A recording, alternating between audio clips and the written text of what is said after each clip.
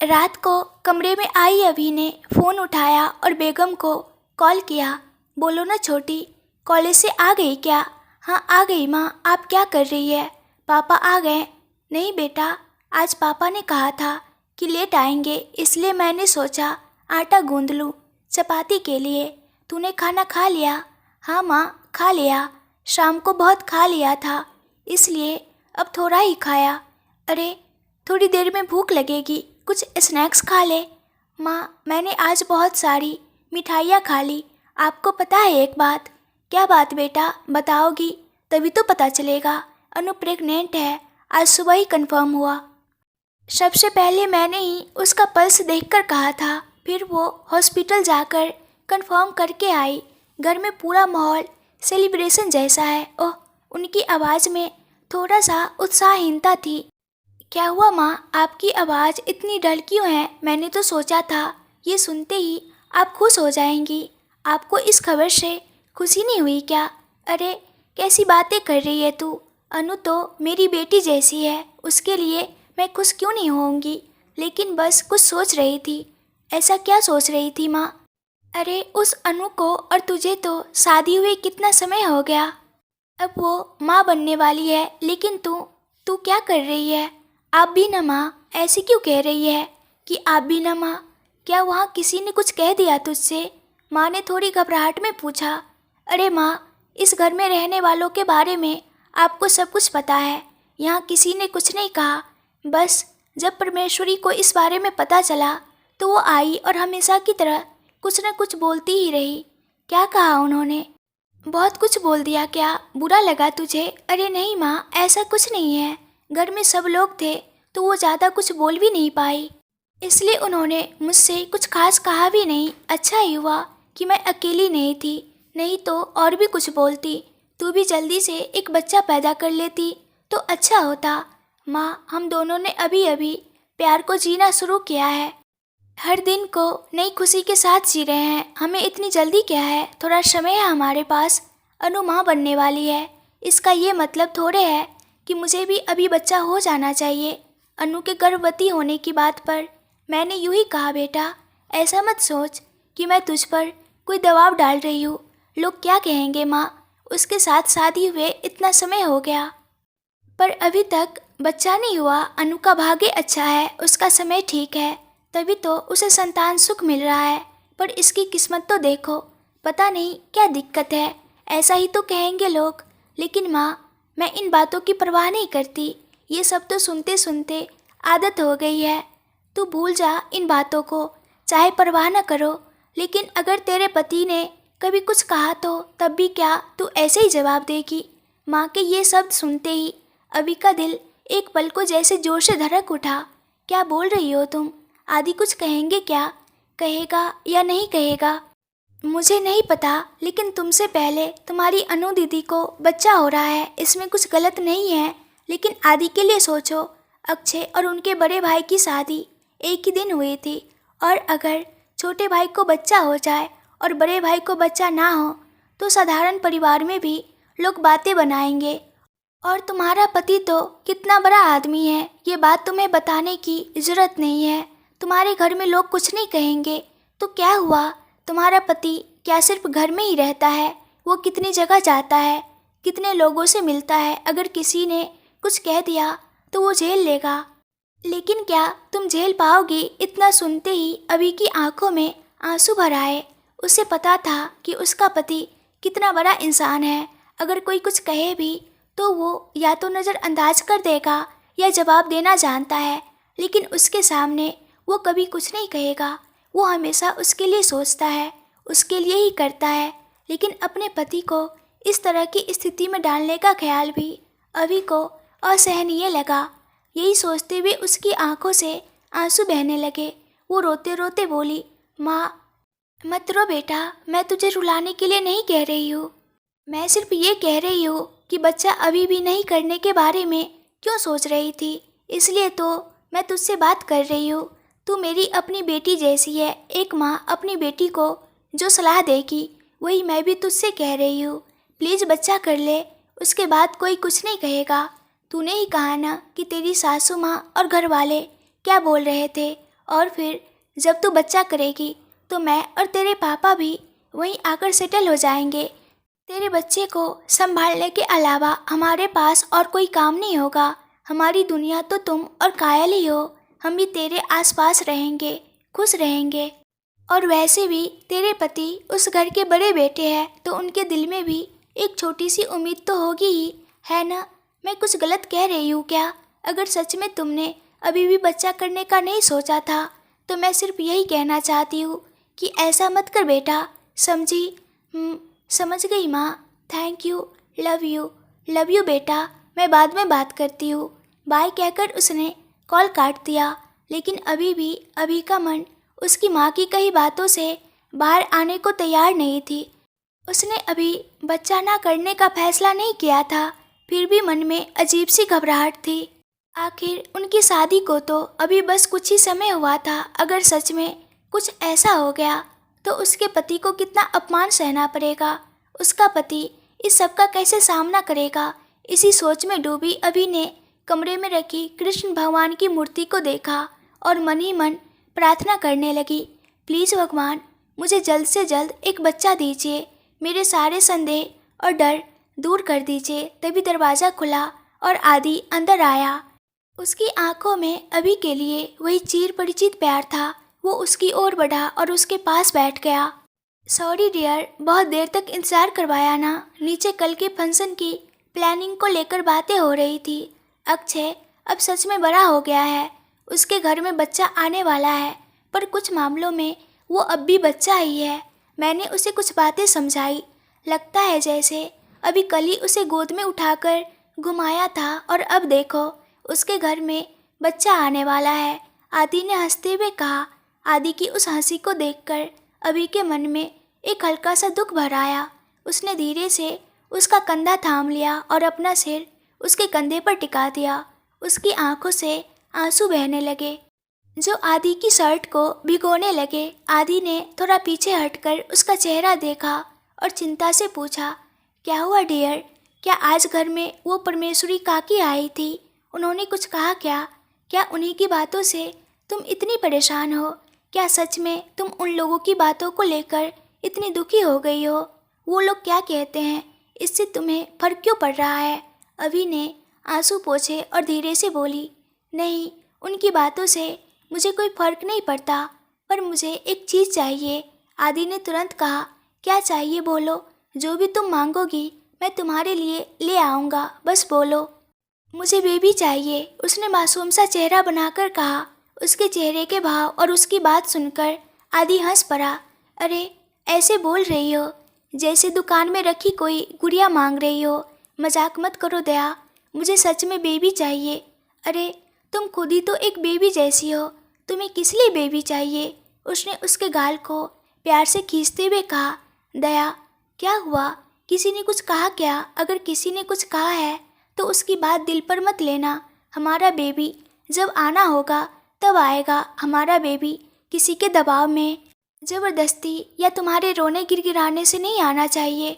पता है हमारा बेबी कैसे आना चाहिए? पूरी तरह हमारे प्यार से। जब हमारा प्यार अपनी गहराई पर होगा, जब हमारी आत्माएं एक दूसरे में खोई होंगी, जब हमारी चाहतें अपनी चरम सीमा पर होंगी, तभी वो जन्म ले। यही हमारे बच्चे और हमारे प्यार के प्रति सच्ची इज्जत। और फिर अभी तो हमने अपनी शादीशुदा ज़िंदगी शुरू ही की है। देखो वो लोग शादी के 6 महीने बाद ही गुड न्यूज़ लेकर आए हैं।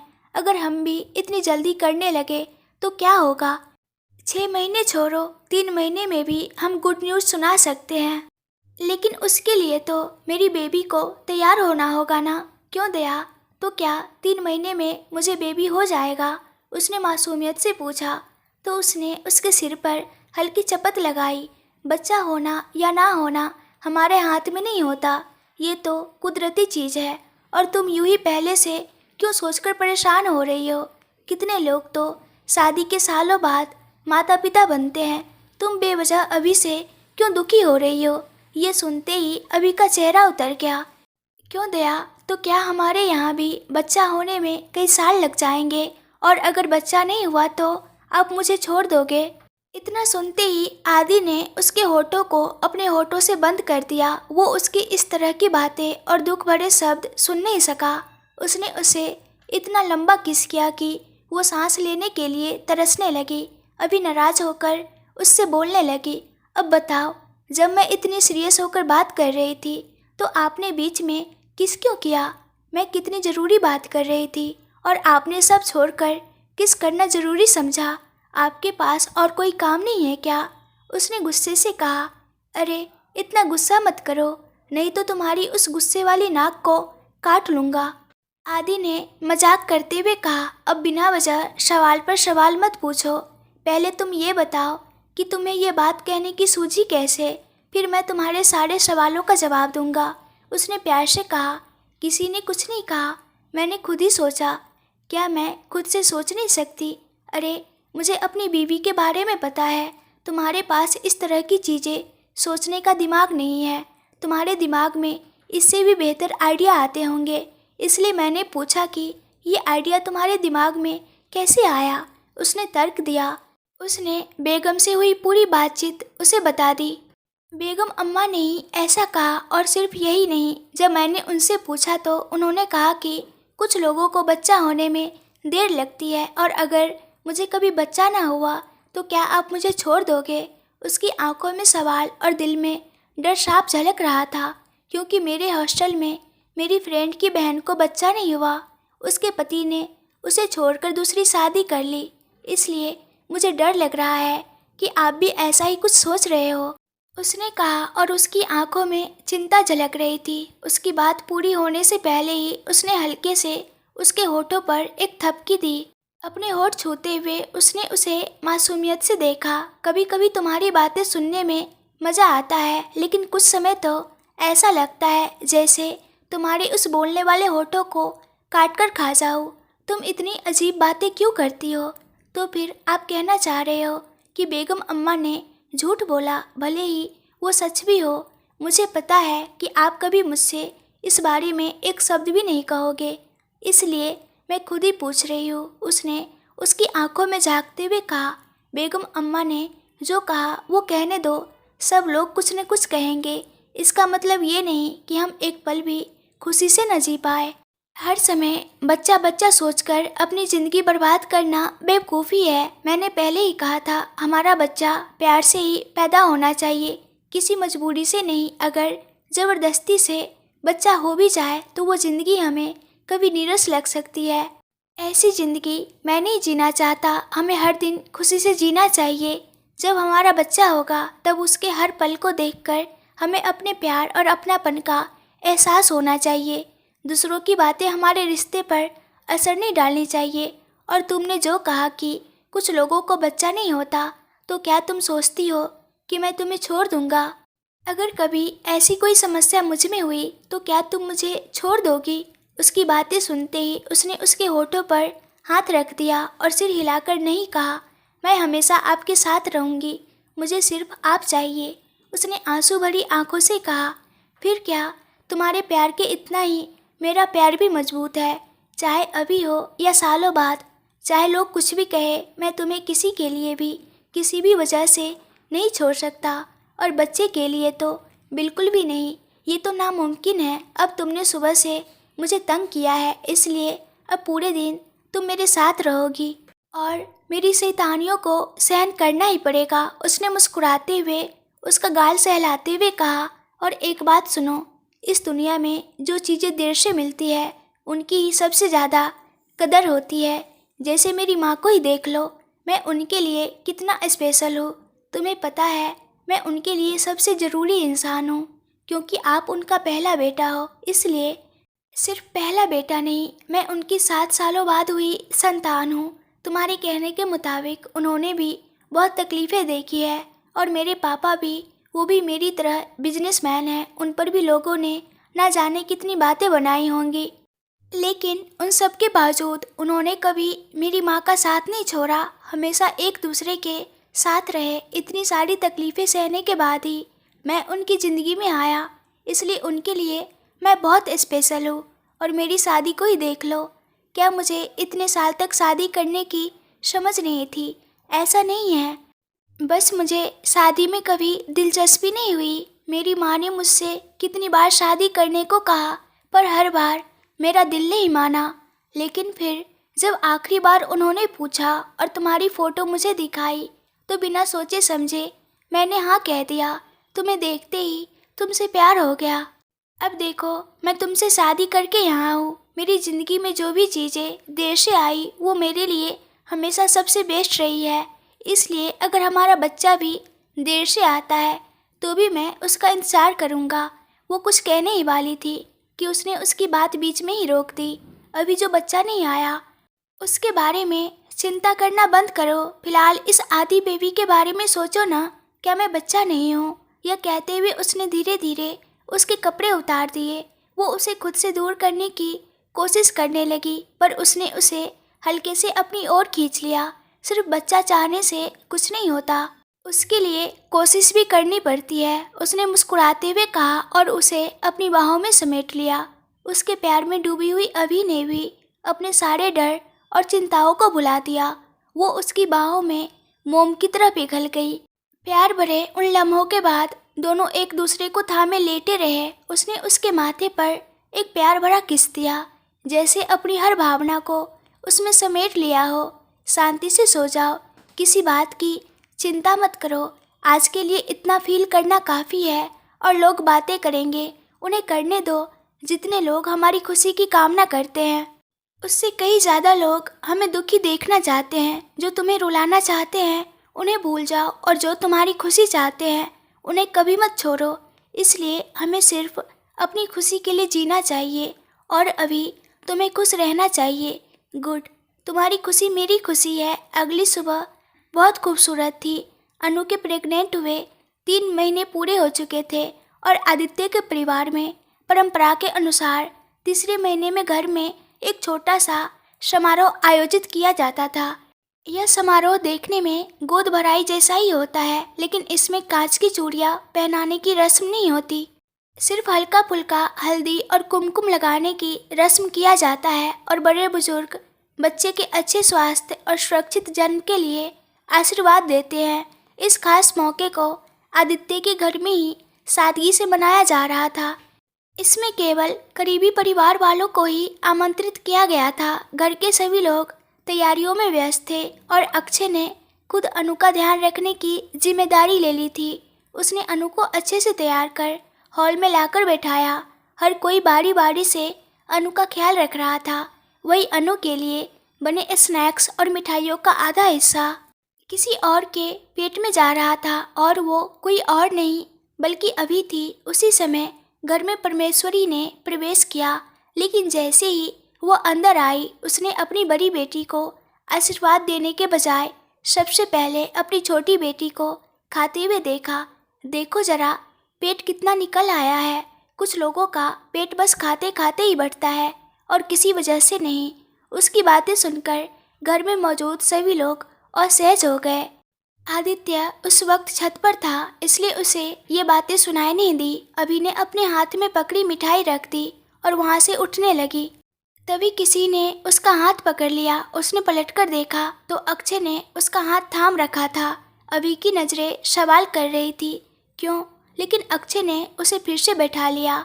आपने ये मिठाई अभी तक टेस्ट भी नहीं की, बस एक बार चख कर देखो, आपके लिए ही तो लाया हूँ। कहते हुए उसने अभी को एक चम्मच मिठाई खिलाई। ये देखकर परमेश्वरी का गुस्सा और भी बढ़ गया। उसने अपनी बड़ी बेटी की तरफ देखा, लेकिन उसकी बेटी सिर्फ मुस्कुराकर उसकी जलन को और बढ़ा रही थी। परमेश्वरी का चेहरा गुस्से से लाल हो गया। अक्षय और अभी के बीच का रिश्ता बिल्कुल भाई बहन जैसा है। वे हमेशा एक दूसरे को चिढ़ाते रहते हैं, लड़ते रहते हैं और बहस करते रहते हैं। अगर अभी को कुछ चाहिए होता है तो वही चीज़ अक्षय भी मांगता है, और अगर अभी को कुछ नहीं चाहिए तो अक्षय जिद करके वही चीज़ पाना चाहता है। लेकिन इसी के साथ दोनों एक दूसरे को कभी किसी भी हाल में छोड़ने को तैयार नहीं होते। अब भी वही हो रहा है। पहले भी जब परमेश्वरी ने अभी के करीब आने की कोशिश की थी तो अक्षय ही उसे रोकने के लिए खड़ा था। अगर ये दोनों साथ हो जाए तो घर में हंगामा मचना तय है। और अगर अदिति भी इनके साथ आ जाए तो फिर कहना ही क्या, ये तीनों मिलकर पूरे घर को सिर पर उठा लेते हैं। इन सभी को काबू में रखने का काम सिर्फ आदि ही कर सकता है, मगर कई बार वो भी उन्हें देखकर हंस देता है और चला जाता है। बस फिर क्या, उनका मज़ा दोगुना हो जाता है। लेकिन परमेश्वरी को ये प्यार भरा नज़ारा बिल्कुल सहन नहीं होता। जैसे ही वह गुस्से में अभी के पास पहुंची, उसे बचाने के लिए एक नहीं बल्कि दो मजबूत सहारे सामने आ खड़े हुए। परमेश्वरी ने उन दोनों का सामना करने की कोशिश की, लेकिन क्या वह इतनी मूर्ख थी? जैसे ही उसने देखा कि उसके सामने दो लोग दीवार की तरह खड़े हैं, वह उल्टे पांव भागकर अपनी बेटी के पास पहुंच गई। अभी को बचाने के लिए खड़े वे दो मजबूत सहारे कोई और नहीं बल्कि उसके भाई अक्षय और राजा थे। बस अब और कुछ मत खा, ये देखो तुम्हारे लिए मैं कुछ स्पेशल लाया हूँ, लो इसे खाओ।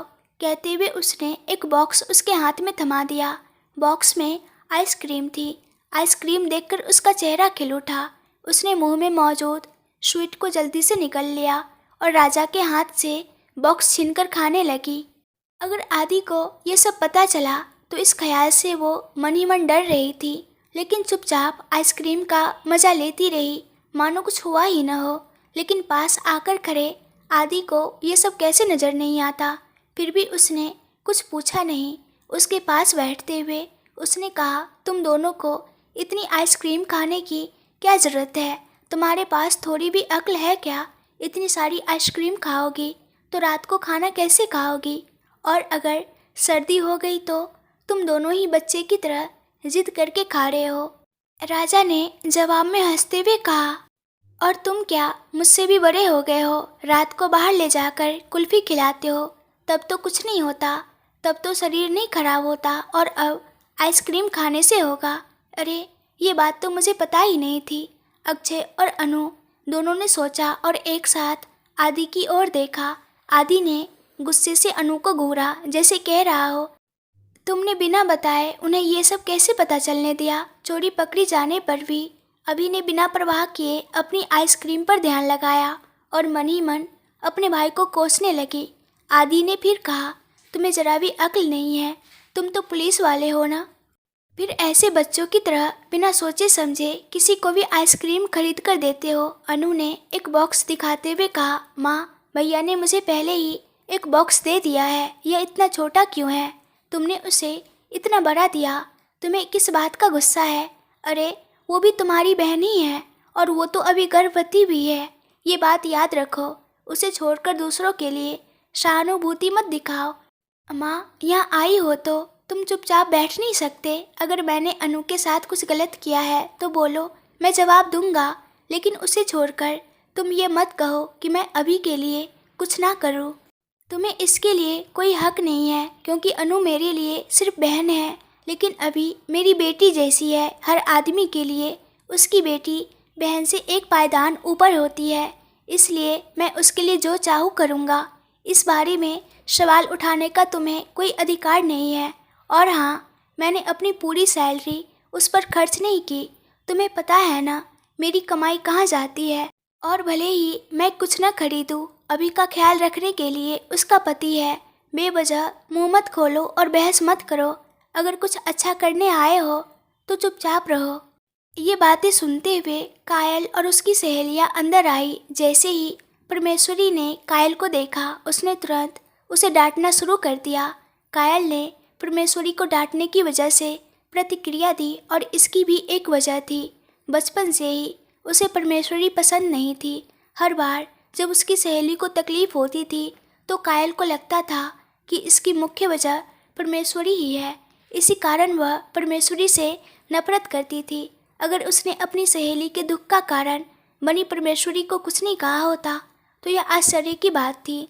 लेकिन अब परमेश्वरी ने कायल को क्यों डांटा, इस बात को समझ नहीं पा रहा था आदि। पास खड़ी अभी के चेहरे पर कोई भावना नजर नहीं आ रही थी। वह बस चुपचाप सबको देख रही थी। आदि ने कायल की ओर देखते हुए अभी की ओर नजरें घुमाई। उसकी आंखों में सवाल था। क्या हुआ? उसने अभी से पूछा। कुछ नहीं, अभी ने सिर हिलाकर जवाब दिया। लेकिन उसके भाई की नज़रें उसे भली भांति देख रही थी। जब भी कायल आसपास होती उसकी आंखें एक बार उसे देखने के लिए बेचैन हो जाती, बिना किसी को बताए उसकी ओर खिंच जाती, लेकिन इसे सिर्फ अभी ने ही नोटिस किया। कायल के आने के 10 मिनट के अंदर भी राजा की नज़र एक बार भी उसकी तरफ नहीं गई। किसी को पता चले बिना कायल लगातार उसे देखती रही। राजा की इस बेरुखी ने उसके दिल में भी एक टीस छोड़ दी। समारोह शुरू हुआ और लोग बारी बारी से आकर अनु को हल्दी लगाने लगे। अभी को इस पूरे आयोजन से कोई सरोकार नहीं था। उसके पास ही आदि भी खड़ा था। जब सब लोग फंक्शन में व्यस्त थे, अभी ने बिना किसी की नज़र में आए वहाँ से निकल जाना ही बेहतर समझा। उसे अच्छे से पता था कि अगली बारी उसकी ही थी।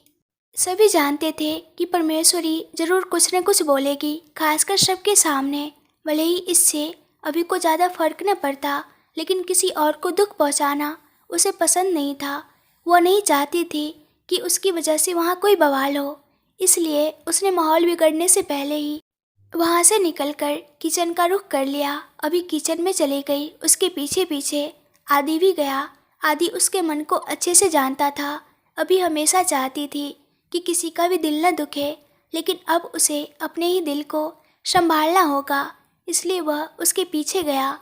अभी मेहमानों को देने के लिए मिठाइयाँ थालियों में सजाने में व्यस्त थी। तभी पीछे से आकर आदि ने उसे गले लगा लिया। क्या कर रहे हैं आप? फंक्शन में नहीं जाना क्या? लोग आपको ढूंढ रहे होंगे, आप जाइए। उस फंक्शन में तुम नहीं हो तो फिर मैं वहाँ क्यों जाऊँ? आप इस घर के बेटे हैं, वो भी बड़े बेटे। अगर आप नहीं गए तो सब सवाल करेंगे, आंटी, अक्षय, सबको बुरा लगेगा। प्लीज़ जाइए। अगर उनकी बहू अकेली खड़ी हो तो उन्हें और दुख होगा। दया, आप जानते हैं कि मैं यहाँ क्यों रुकी हूँ। लोग मेरे बारे में कुछ भी कहे, मुझे फ़र्क नहीं पड़ता, लेकिन घर वालों को दुख होगा और मैं किसी की खुशी नहीं बिगाड़ना चाहती। प्लीज़ जाइए। क्यों बार बार जाने को क्यों कह रही हो? मैं नहीं जाऊँगा। आज तुम इस साड़ी में कैसी लग रही हो पता है? और क्यों पता है? क्योंकि तुम्हें कितनी बार कितने भी रूप में देख लूँ, इस साड़ी में जो तुम्हें देखा कुछ अलग ही लग रही हो। आदि की आवाज़ में एक अजीब सी गर्माहट थी, जिसे अभी ने साफ महसूस किया। दया, आपकी नज़रें भी ठीक नहीं है और आपकी बातें भी। घर में सब लोग हैं, प्लीज़ शांति से जाइए। उसने आदि का कंधा पकड़कर हल्का सा पीछे धकेलने की कोशिश की, लेकिन वह टस से मस नहीं हुआ। उसकी नज़रें अभी की साड़ी पर टिकी रही और उसकी निगाहों ने अभी के मन में एक अजीब सी हलचल मचा दी। दया, अभी ने इतनी धीमी आवाज़ में पुकारा कि खुद उसे भी अपनी आवाज़ सुनाई नहीं दी। भावनाओं के जाल में उलझे दोनों खुद को भूलकर एक दूसरे के करीब आ गए। उनके होठों के बीच बस एक धागे जितनी दूरी बाकी थी। अभी राजा ने उसे पुकारते हुए कमरे में कदम रखा। उसे देखकर अभी झट से पीछे हट गई और राजा ने उसे सहानुभूति भरी नज़रों से देखा, पर आदि की नज़रों में गुस्से की ज्वाला थी। राजा ने उसकी जलती हुई नज़रों की परवाह किए बिना अभी का हाथ पकड़ लिया। यहाँ क्या कर रही हो तुम? बाहर सब लोग तुम्हारा इंतज़ार कर रहे हैं। तुम्हें आकर अनु को हल्दी लगाना है, वरना बाकी लोग तुम्हारे बिना ही रस्म पूरी कर देंगे। राजा ने कहा। अभी कुछ पलों के लिए झिझकी। अगर मैं ना आऊँ तो? मैं तो सबसे छोटी हूँ, अगर मैं रस्म ना करूँ तो भी कुछ नहीं होगा। आप लोग जाइए, मुझे कुछ काम है। क्या काम है? अपने पति से बात करनी ही ना। वो कहीं नहीं जा रहे, यहीं है, आराम से बाद में बात कर लेना। अभी चलो। राजा ने उसकी बात को अनसुना करते हुए उसका हाथ खींच लिया। अभी ने एक नज़र आदि की ओर देखा, पर आदि अपनी नाराज़गी में किसी छोटे बच्चे की तरह मुंह फुलाए खड़ा रहा, जैसे उसकी मनपसंद मिठाई छीन ली गई हो। इस समय इन्हें यही सब बहुत ज़रूरी लग रहा है। देखो कैसे खड़े हैं, जैसे कि दुनिया की सबसे बड़ी नाइंसाफ़ी हो गई हो। अभी ने मन ही मन झुंझलाते हुए राजा के साथ कदम बढ़ा दिए। हॉल में पहुंचते ही सबकी नज़रें अभी पर टिक गई। उसने सबसे पहले अपनी माँ को ढूंढा। राजा उसकी नज़रों का मतलब समझ गया। वो अंदर है, तुम घबराओ मत, अगर वो आए भी तो कुछ नहीं कहेंगी। राजा ने उसे दिलासा दिया। मैं देख लूँगा, तुम जाओ और रस्म करो, अनु इंतज़ार कर रही है। राजा ने कहा। अभी ने अनु की ओर देखा। अनु मुस्कुरा रही थी और उसकी मुस्कान देखकर अभी ने भी मुस्कुराते हुए जाकर अनु को हल्दी लगाया। तभी वहाँ से हंसी की आवाज़ आई। अभी ने मुड़कर देखा, आदि उसके ठीक बगल में खड़ा था, जैसे उसकी परछाई हो। ये यहाँ कब आ गए? अभी के मन में सवाल उठा। किसी ने मजाक में कहा, लगता है आदि बिना अपनी पत्नी के घर में रह ही नहीं सकता। जैसे ही वो अंदर गई, ये भी उसके पीछे पीछे चला गया। अब रस्म में भी अपनी पत्नी को अकेला नहीं छोड़ सकता। दूसरा बोला, अगर यही हाल रहा तो ये अपनी पत्नी को किडनैप करके ले जाएगा। गंगा, जल्दी हमें किसी और फंक्शन के लिए तैयारी कर लेनी चाहिए। सबकी हंसी के बीच अभी को शर्म आ गई। वो मुस्कुराते हुए वहाँ से अंदर भाग गई। राजा और अनु, जो पहले से ही परमेश्वरी की आदतों को जानते थे, ने मिलकर एक योजना बनाई। अनु ने कहा, माँ, ये नेकलेस बहुत भारी लग रहा है, क्या आप इसे अंदर जाकर रख देंगी? परमेश्वरी ने कहा, ठीक है, दे दो, मैं इसे सुरक्षित रख दूंगी। अनु ने नेकलेस उन्हें थमा दिया और परमेश्वरी उसे लेकर अंदर चली गई। उसके बाद राजा ने अभी को बुला लिया। कुछ देर बाद परमेश्वरी कमरे में आई। उन्होंने वह नेकलेस पहन लिया था और अब आईने में खुद को निहार रही थी। उसी वक्त कायल कुछ लेने के लिए कमरे में आई। परमेश्वरी को यूं सजते संवरते देख वह चौंक गई। परमेश्वरी ने उसे घूरते हुए कहा, तू यहाँ क्यों आई है? किससे पूछकर अंदर घुसी? क्या तुझे कभी अक्ल नहीं आएगी? कायल ने भी पलटकर जवाब दिया, मुंह बंद कर, क्या ये तेरा घर है? खुद तो मौके ढूंढकर यहाँ चिपकी रहती है और अब मेरी बात कर रही है। अभी अपनी बेटी के लिए जो नेकलेस दिया गया उसे पहनकर कैसे इतरा रही है और तू मुझ पर इल्ज़ाम लगा रही है। एक और शब्द बोला तो मुंह तोड़ दूंगी। तो परमेश्वरी गुस्से से बोली, बदतमीजी से बात कर रही है, तेरा सारा दिमाग उसी कुत्ते की वजह से खराब हो गया है। कायल ने तंज कसते हुए कहा, किसे कुत्ता कह रही है? खुद ही कुत्ती है तू। छी, कुत्ते में भी वफादारी होती है, लेकिन तुझ में तो वो भी नहीं। तू जो भी बोलना चाहती है बोल ले, मुझे तेरी बातों से कोई फर्क नहीं पड़ता। लेकिन जरा उधर देख। कायल ने जिस दिशा में देखा, वहाँ राजा और अदिति हंसी मजाक कर रहे थे। यह देखते ही कायल का चेहरा सख्त हो गया। परमेश्वरी ने उसकी हालत पर तंज कसा। क्या हुआ, चुप रहा है? अरे बेचारी, तेरा चेहरा देख के तो सच में तरस आ रहा है। तुझे लगा क्या कि मेरा बेटा तुझ पर मर मिटेगा? राजा मेरे बेटे का नाम है और वो सच में राजा जैसा है। वो तेरे जैसे किसी के साथ भीख मांगने नहीं खड़ा होगा। मैंने जो कहा वही सही है, उससे दूर ही रह। कायल ने जवाब दिया, तू इसे शादी कह रही है? ये तो ऐसा लग रहा है जैसे तूने उसे बेच दिया हो। लेकिन मैं भी देखती हूँ ये कब तक चलेगा। परमेश्वरी ने व्यंग से कहा, तू क्या सोचती है? तू कोई चालाकी करके मेरे खिलाफ राजा को भड़काएगी, उससे मनमानी करवाएगी। मुझे ऐसा कुछ करने की जरूरत नहीं है। मैं बस उसके सामने खड़ी हो जाऊँ, वही काफ़ी है। और अगर मैंने तेरे बारे में कुछ भी कह दिया तो देखना, वो मुझ पर जरा भी शक नहीं करेगा। मुझ पर तो उसे पूरा भरोसा है, लेकिन फिर सोच तेरी क्या हालत होगी। परमेश्वरी ने चिल्लाते हुए कहा। कायल ने शांत स्वर में कहा, इतनी जोर से मत चिल्ला। मैं अभी चुप हूँ क्योंकि मैं जानती हूँ कि राजा को मुझसे नफरत करने की एक वजह है और मैं नहीं चाहती कि मेरी अभी की ज़िंदगी में किसी तरह की परेशानी आए। लेकिन इसका मतलब ये नहीं कि मैं तेरे धमकियों से डरने वाली हूँ। एक ही बात कहती हूँ, राजा को छोड़ दे। बस यही एक चीज़ है जो सही है। इतना कहकर कायल बाहर निकल गई। लेकिन जैसे ही वह मुड़ी, उसके गाल पर एक जोरदार थप्पड़ पड़ा। कायल अपने गाल पर पड़ी अचानक की मार से लड़खड़ा गई। जैसे ही उसने ऊपर देखा, वहाँ राजा खड़ा था, जिसकी आंखें गुस्से से लाल हो रही थी। उसे देखते ही कायल का दिल जैसे धड़कना ही भूल गया हो। ये यहाँ क्यों आए हैं? वहाँ तो अभी अभी अदिति से बात कर रहे थे। क्या उन्होंने हमारी बात सुन ली? मैंने उसकी माँ के खिलाफ जो कहा उसके लिए मारा, या फिर बिना उनसे कुछ कहे चली गई इसलिए मारा? इन सवालों में उलझी कायल लगातार राजा को देखती रही। क्या चल रहा है यहाँ? राजा ने दांत भींचते हुए पूछा। कायल डर से काँप उठी। सॉरी, मुझे आपकी माँ से ऐसे बात नहीं करनी चाहिए थी, कायल ने डरते डरते कहा। इतना सुनते ही राजा ने कायल की कलाई कसकर पकड़ ली और पास खींच लिया। कितने सालों से मेरा इंतज़ार कर रही हो तुम? मेरे गुस्से की वजह भी तुम्हें नहीं पता। वो औरत मुझे अपना मानने से इनकार कर रही है, ये बात तुम्हें पता है ना? तो क्या तुम्हें सच में लगता है कि मैं इस औरत की वजह से नाराज़ हूँ? क्या तुम्हें सच में नहीं पता कि मुझे गुस्सा क्यों आया? क्या तुम्हें अब भी समझ नहीं आया कि मैंने तुम्हें क्यों मारा? राजा की पकड़ और भी मजबूत हो गई और कायल की आंखों से एक आंसू टपक पड़ा। कायल के आंसू देखकर राजा का दिल पिघल गया। उसने उसकी कलाई छोड़ दी और अपने गुस्से को दबाने के लिए अपना सिर दोनों हाथों से कसकर पकड़ लिया। बोलो, राजा ने गहरी आवाज में कहा। डरी सहमी कायल ने धीमे स्वर में बोलना शुरू किया। कायल ने राजा को बताया कि अपने पिता की समस्या के कारण वह कुछ दिनों के लिए अभी के घर में रुकी थी। उन 2 दिनों में परमेश्वरी अपनी बेटी से मिलने घर आई थी। सभी लोग उनका स्वागत कर रहे थे और उनसे बातें कर रहे थे। आम बातचीत के बाद गंगा जी ने सवाल किया, राजा कैसे हैं? जैसे परमेश्वरी इसी सवाल का इंतजार कर रही हो, वह तुरंत आगे बढ़ाई। उसका क्या समझीनी, वो तो अच्छा है। अभी अभी उसने अपनी दोनों बहनों की शादी करवाई है। अब उसकी शादी की बारी है।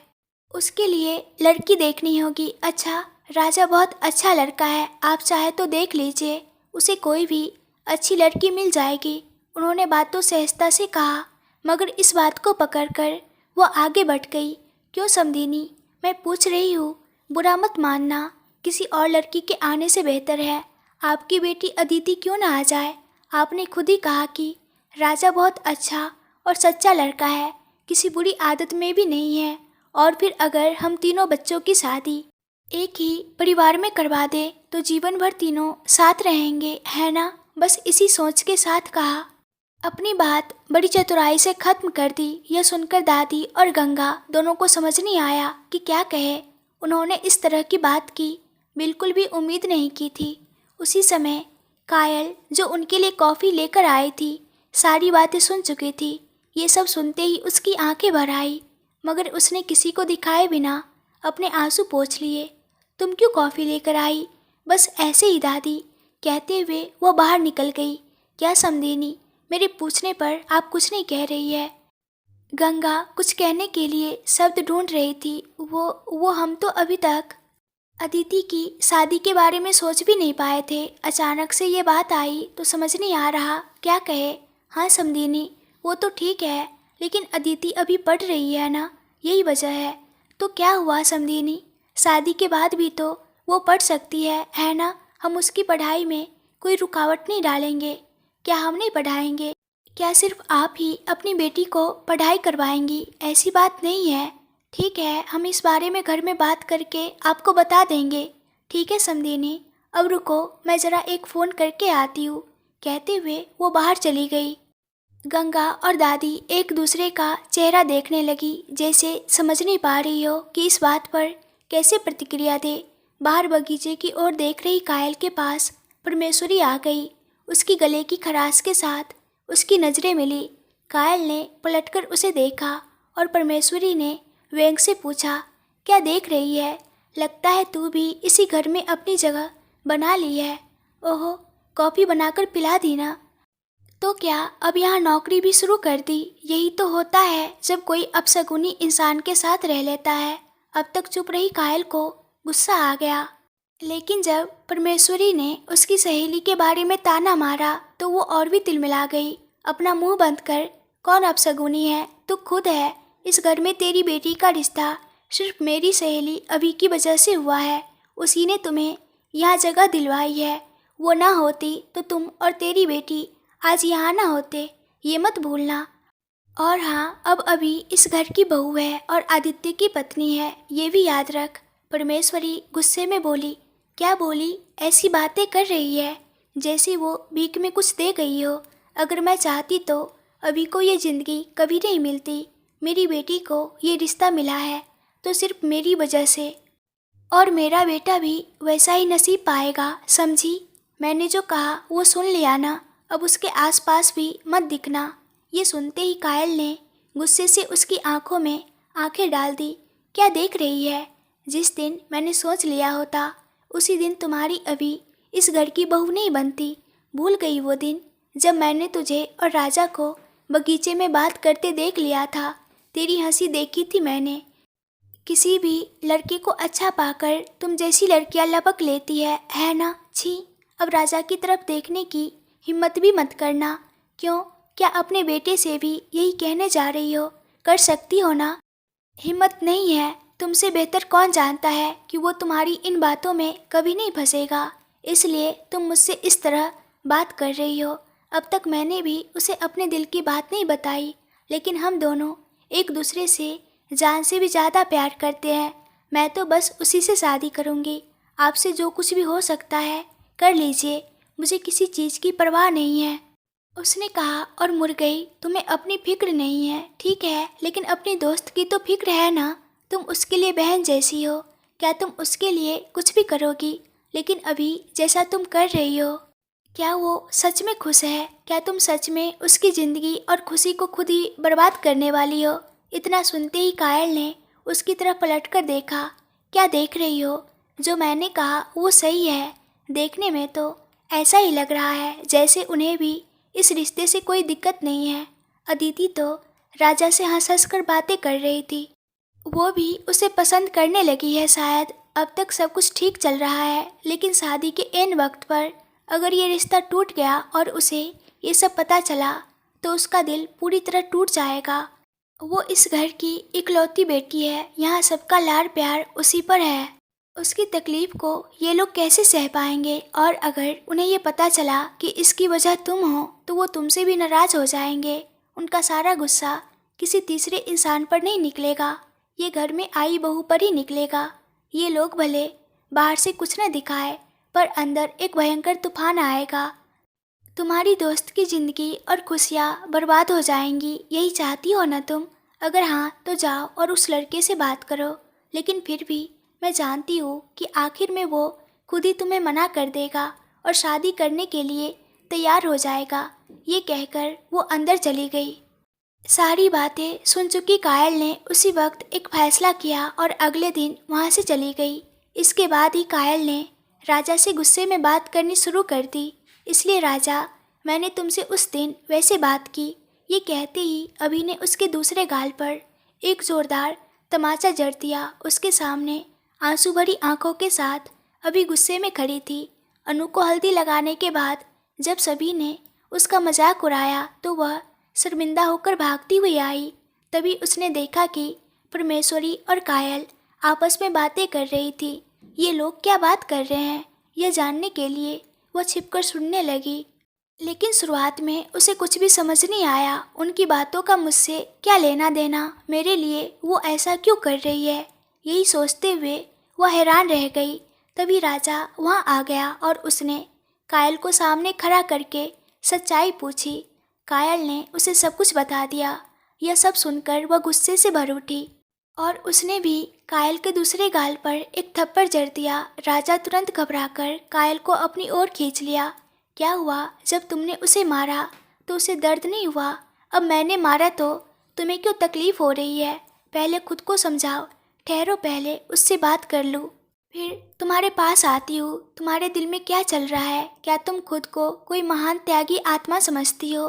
क्या तुम सच में मेरी खुशी के लिए अपने प्यार को छोड़ दोगी? इतनी बड़ी इंसान हो तुम। क्या तुम्हें लगता है कि मैं तुम्हें इस तरह तकलीफ में देख पाऊंगी और खुश रह पाऊंगी? क्या यही है तुम्हारे मेरे प्रति समझ? अगर तुमने यह सब अपने मन से किया होता तब भी मैं इतना कुछ नहीं कहती, लेकिन किसी और औरत के कहने पर तुमने ऐसा किया। क्या तुम्हें अंदाज़ा भी है कि ये कितना बड़ा खतरा था? कोई आकर कहेंगे कि तुम मेरे बेटे को छोड़ दो, वरना किसी का प्यार तबाह हो जाएगा, तो तुम लोग भी बिना कुछ सोचे समझे त्यागी बन के सिर झुका लोगे क्या? क्यों, तुम्हें किसी पर भी भरोसा नहीं है? इतने दिनों से इस घर में रह रही हो, क्या तुम्हें अब तक पता नहीं कि इस घर के लोग कैसे हैं? क्या तुम सच में सोचती हो कि आदि और बाकी लोग भी ऐसा करेंगे? क्या तुमने एक पल के लिए भी दिमाग से नहीं सोचा कि वो लोग उस औरत की बातों जैसे होंगे? तुमने इतने दिनों तक सबके साथ वक्त बिताया, फिर भी तुमने ना अपने करीबी दोस्तों पर भरोसा किया और ना ही अपने प्यार पर। अगर ऐसा ही है तो ठीक है, तुम उस औरत की बात मान ली, लेकिन तुमने इस बारे में मुझसे या अपने भाई से भी बात करने की जरूरत नहीं समझी। इतना सब कुछ छुपाकर रोती रही और बाकी सबको भी रुला दिया। क्यों, तुम्हें लगा कि हमसे कुछ नहीं कहना चाहिए? क्या तुम्हें एक बार भी ऐसा नहीं लगा कि तुम्हें सच बताना चाहिए? अब तक सिर झुकाए चुपचाप रही कायल ने अब बोला, तुमने कभी सोचा कि मैं क्यों उदास रहती हूँ? तुमने तो मुझसे कभी पूछा तक नहीं। बाकी लोग पूछते रहे, लेकिन तुमने नहीं। क्या तुम्हें पता है, मैं कब से तुम्हारे सवाल का इंतज़ार कर रही थी। तो अभी ने कहा, ठीक है, अगर मैं पूछती तो क्या तुम सच बता देती? यह सुनकर कायल ने फिर से सिर झुका लिया। जानती हो तुमने क्यों नहीं बताया? क्योंकि मैं तुम्हारी चुप्पी की वजह पहले से ही जानती थी। क्या देख रही हो? जैसे तुम दोनों ने अपने प्यार को छुपाया था, वैसे ही मैंने भी इस बारे में जान लिया था। जिस दिन तुम दोनों बगीचे में बात कर रहे थे, उस दिन मैं और आदि भी वहीं थे। हमने सब कुछ देखा। उस वक्त भी मुझे कुछ अजीब लगा, और फिर जैसे मेरी शंका पक्की करने के लिए मैंने तुम्हें और परमेश्वरी को बातें करते हुए देखा। मुझे समझ नहीं आया कि तुम लोग क्या कह रहे थे, लेकिन तुम्हारा चेहरा सब कुछ बयां कर रहा था। अगले दिन राजा ने मुझसे कहा कि तुमने कुछ बात की है, तब भी तुमने पूरी सच्चाई नहीं बताई। बोलना, फिर तूने क्या किया? मैं और आदि ने तो पहले ही फैसला कर लिया था, लेकिन हाँ, मैं तो यही उम्मीद कर रही थी कि तू खुद इस बारे में मुझसे बात करेगी, पर तूने आखिर तक कुछ भी नहीं कहा। सॉरी रे कहती हुई वो अभी को गले लगा लेती है और कुछ देर बाद उससे अलग हो जाती है। आदि भैया को पता है क्या? हाँ, ठीक है, तो अब बता, तूने सच में सोचा कि मैं तुझे छोड़ दूंगी? इतना ही भरोसा है तेरा मुझ पर? यह कहकर उसने उसकी आंखों में देखने की कोशिश की, लेकिन वो नज़रें चुराने लगा। ऐसा नहीं है। फिर जब उन्होंने ऐसा कहा तो तुझे खुद आकर मुझसे बात करनी चाहिए थी ना, पर तूने कुछ भी नहीं कहा। उल्टा अजीब अजीब बातें करके मेरा भी दिल दुखाया और अपना भी। और फिर क्या देखा मैंने? मैं और आदि जब जा रहे थे, ये देखकर रोने के अलावा कुछ कर भी नहीं पाए तुम। क्या तो तुमने मुझे रोते हुए देखा, और फिर भी तुम लोग मतलब ऐसे ही हंसते हंसते निकल गए। और तुम राजा, इतना बोल वो गुस्से में उसे मारने की कोशिश की। वो उसकी मार को खुशी खुशी सहता रहा। राजा को तो बस यही चाहिए था, उसका प्यार और उसका अधिकार, और आज उसे ये सब मिल गया था। तभी दरवाजे पर किसी ने आवाज़ दी, अंदर आ सकते हैं। दोनों तुरंत एक दूसरे से अलग हो गए। जब उन्होंने दरवाजे पर खड़ी लड़की को देखा तो कायल का चेहरा बदल गया। क्या राजा, अब तो सुलह हो गई ना? अदिति ने मुस्कुराते हुए पूछा। आ जाओ अदिति, अभी अभी तो थोड़ी शांति मिली है। ओह सर, आपकी मोहब्बत पूरी हो गई ना? अब मेरी मोहब्बत का क्या होगा? प्लीज़ मेरी लव स्टोरी को लटका मत देना, अदिति ने कायल की तरफ देखकर मजाक में कहा। यह सुनकर कायल ने गुस्से से राजा को देखा। तेरी मोहब्बत? हाँ भाभी, मेरी मोहब्बत। राजा ने आपको नहीं बताया क्या? राजा, आपने कुछ नहीं कहा? फिर अदिति कायल से बोली, कायल, तुम्हारा राजा तुम्हारा ही है। उसने मुझसे पहले ही बताया कि वो तुमसे कितना प्यार करता है, और तुमने उसे कैसे गलत समझकर ठुकरा दिया। उसने मुझसे कहा था कि मैं तुम्हें समझाने में मदद करूं, लेकिन बदले में उसने ये भी कहा कि वो मेरी लव स्टोरी में मेरी हेल्प करेगा। तुम लव करती हो अभी? और कायल ने हैरानी से पूछा। हाँ भाभी, लेकिन अभी किसी को मत बताना। मेरी लव स्टोरी को उसने अब तक एक्सेप्ट नहीं किया, बस इसी वजह से। कौन है वो? वही वही है, रेड शर्ट वाला। उसने जिस तरफ इशारा किया, वहाँ खड़े इंसान को देखकर सब हैरान रह गए। अगर आप लोगों को ये कहानी पसंद आ रही है और इस कहानी के आगे के पार्ट्स भी देखने हैं, तो प्लीज़ ढेर सारे कमेंट्स करके बताइए, और मेरे चैनल को सब्सक्राइब कर दीजिए। इस वीडियो को लाइक एंड शेयर कर दीजिएगा। Thank you.